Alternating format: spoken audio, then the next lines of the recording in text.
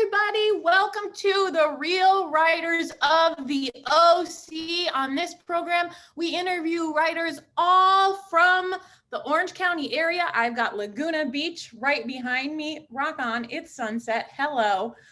This show is just like the Housewives, except far less hair extensions. This is all mine right here. This mop is all mine. All right, today on the program, I'm excited. We have this awesome writer and visual artist. She has pieces in the book I have here, The Truth That Can't Be Told. I bought mine on Amazon. You can buy it on Amazon. I like a book. She also has published Intrepids, a sci-fi fantasy novel, Cooking the Books, a cartoon book about idioms, and has a bunch of stuff in the works. So we're going to welcome today Diane Huang. Thank you so much for joining us, Diana. Thank you for inviting me. It's so good to see you. So I'm just going to start with this book, your pieces in this book. I read them last night. So interesting. You have two pieces. One is called Function and one is called Emily. Let's talk about Function a little bit. This is a very apocalyptic piece, and but we don't realize it at first. Right. To just tell me how you were inspired to, it is the apocalypse now. Right, so besides that, I'm into science fiction and I'm into fantasy. So it was me dabbling into zombie movies. There's a whole zombie dark future, like Dune, all that Hunger Games, all that stuff, and I actually enjoy it. And then I was thinking I want to do something similar in that vein, like what was it, the Blade Runner-esque. Runner. And so that I just decided to come with my stories are centered around little girls around 10 years old. That's the perspective, because I work with kids that young and a little bit older, so it's that's who I get to see all the time. So I learn a lot, and then I'm trying to explain to them what's going on in the world. Right, and it's hard. Well, in this story, Function, this little girl is very self-sufficient. What I really liked about it is I wasn't sure at first that she was so young, because she is so self-sufficient. And so it's really, what a strong little lady that you wrote in that. Yeah, as long as there are like a lot of people kids are old enough to walk to school by themselves, kind of thing. Yeah. And then I see kids walking to school with their backpacks on, it's like, oh, my mom was more protective. They're like, she'll drive me to school, even though it's only like a 10-minute walk. Yeah. Right. And instead of just let them out there. Go ahead. I can walk home. I can walk home. No, I'm picking you up. So and then it's setting is during a sandstorm, and then I've been to the beach during a sandstorm, and it's like it hurts. And so it really was. Speaking of Orange County, it really was set in Orange County in the future, and the wind and the ocean and the sandstorms are there. And what was interesting to me about the piece in particular is, like I said, she's self-sufficient, and she does kind of end up alone. Yeah, there's a lot of girls and a lot of who don't relate well to their kids. There's a lot of introverts. They're quiet. Maybe they're learning a new language. They're from a different culture and they don't quite vibe with the classmates. And so also I work with students who just want to talk to me as the teacher, and the teacher's, not even the teacher's pet. They're just, they want somebody that understands them, maybe because they're different.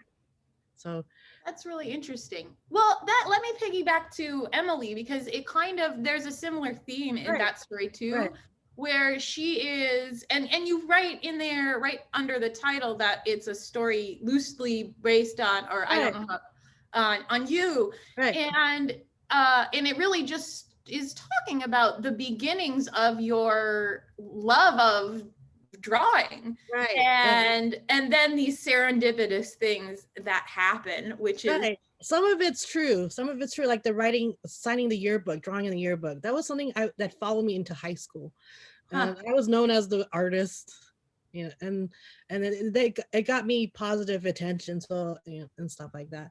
I was a quiet kid. My grades weren't very good at first because I didn't have a grasp of the English language. My parents, they didn't go to school K to 12 in the United States. They came afterwards as adults for higher education, master's degrees.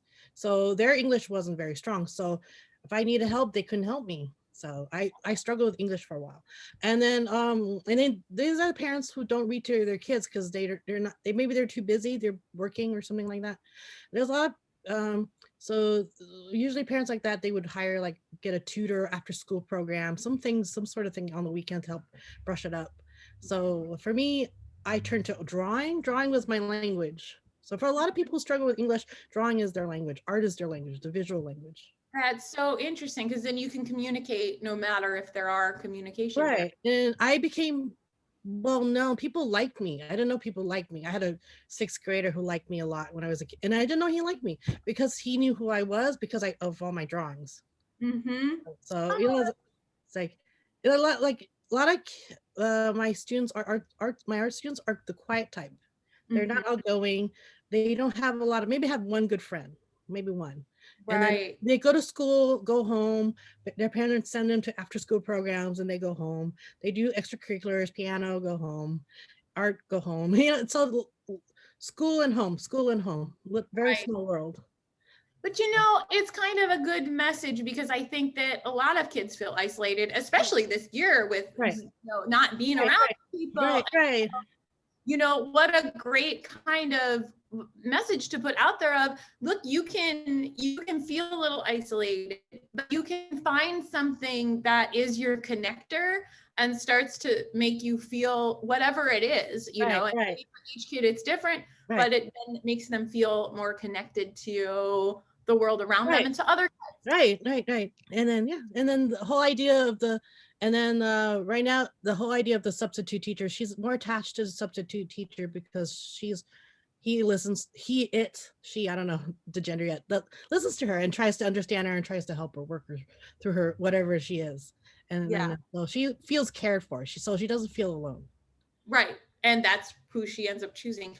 Well, it's great. Everybody go out and buy this book. And I just want to say to anybody watching, it's just, when you read short stories, they can be so awesome to read because they're little snippets of new ideas, and they just really get your brain going, like this conversation here. So your other books, Intrepids, a sci-fi, a fantasy, does that have any of these themes too? About So this was the story I wanted to write, that I was thinking about since I was 14 years ago. This was the first chapter, is more about me, what happened to me in sixth grade. That's the story I didn't tell anyone because the stressful things that happened in that first chapter sort of shaped the person I became.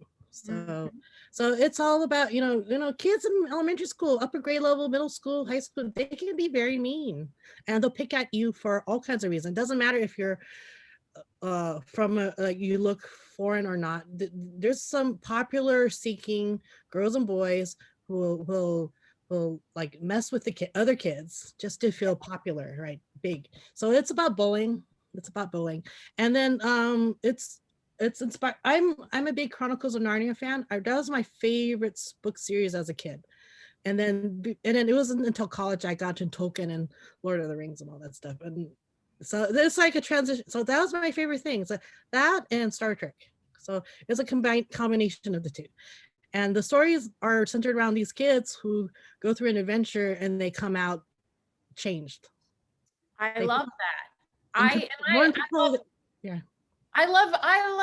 actually read a lot of novels that are geared for teenagers because I love them. Yeah, they're fun. Hunger Games is for teenagers, but it's fun. It's interesting. Yeah, it's really interesting. And because there's like, it's like that age range of like being a kid and trying to figure out your place. Right. Even when you're an adult, you still feel like that sometimes. Right. Like, oh, I'm, at certain stages of your life, I'm negotiating this, I'm negotiating. Yeah. And then I throw it into the world of fantasy and science fiction to make it fun. Yeah. It's too dry. It's like, this is too personal. Just go have fun. Just deal with all kinds of topics, learn some facts and information while having fun. That's what educational infotainment. Yeah, that's a great way to do it because it can make people hear things that maybe they wouldn't hear otherwise, you know? Yeah, I because I was quiet, introverted. I'm still introverted, but people say, "Oh, you're not introverted. You're so chatty now. You're so active on social media." But that was something that started when I went to college for the first time. I had to be on my own, and then later work towards finishing my degree and finding internships and working. So it made me. It's so it was about I wanted a main character that was introvert because a lot of these novels and stories and TV shows are spunky, outgoing, popular kids. You got Dora the Explorer; she has so much energy, and they're doing cartwheels. They're the life of the party. But I was not the life of the party, and there are a lot of kids who are not the life of the party. They're not popular. They don't always have someone to invite them to a party or something like that. Yeah. I love that. I love that as a theme and I love that as a message because it does reach those kids and those people. You know, not every kid is the lead in a Disney show who's like, hey, you know. Sassy. Yeah. I'm gonna do the cheerleading squad. Yeah. Okay, yeah. Yep. So tell me a little bit more about this other Cooking the Books, a novel cartoon book about idioms. I've got to get my hands on this. Tell me a little bit about that. And also where we can get Intrepids and Cooking the Books. Okay, everything's on Amazon right now, Kindle version and print version. I actually independently published all kinds of books through Lulu, but it's also available there. Lulu.com. It's all I am first, my background is art and digital media with interest in animation and film and TV. That's my area of interest. And as a technical person, artist and technical person, and I started working with students a couple years after college, and like work with a large Chinese American community, and a lot of the kids are has a similar background to me, so we understand each other. The whole introverted parents are too different, they don't quite get us, I'm the generation that went to school with this in the same area that these kids went to school, and so we all learned the same things. It's like went through the same experience, just American schools. And then so interesting. Yeah. And that whole, the cultural divide, and then you're in the middle. Right. And I remember I would watch TV as a kid, and they'll have all these idioms. What does chip off the block mean? Right. Doesn't even mean. You just take it in. I can't go to mom. What does chip off the block mean? She has no idea. Right. Chip. Here's a potato chip. I don't know. Right. Some of them are easy to understand, like eyes bigger than your stomach, but others are more obscure. Right. Chip off the block. That's a good one. If you're like, what could that? Now I'm wondering what it means. What does that mean? Right. There's a bunch of there's a lot of sayings. There's a lot of sayings. Yeah. Where's the block? Whose chip is it? I don't know. I'm making, actually, that might go into the second one. It's on the first one. I'm making a second one right now. There's like 32 drawings in the first one, so I'm making 32, another set of 32 as I come across things. Like I made 10 so far. I post them on DeviantArt. So sometimes I hear something, like the last one I just finished is like I just drew this song slaps.